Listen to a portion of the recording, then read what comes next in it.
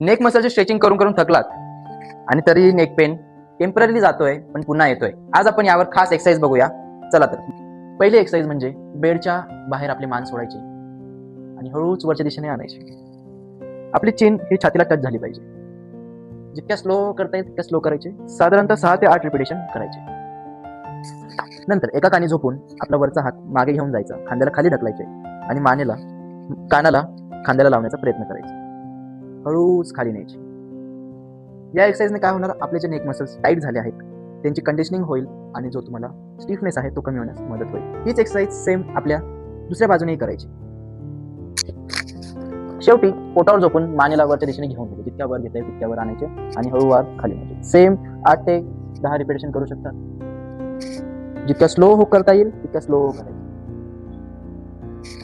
आपले neck muscle जे stiff झाले त्यांना कंडिशनिंग होण्यामध्ये मदत होईल आणि जो नेक पेन येतोय तो कमी होईल. तर नक्कीच ट्राय करा आणि मला कळवा तुमचा एक्सपिरियन्स. भेटूया पुढच्या एक्सरसाइज ऑफ द सिरीज मध्ये. थँक्यू.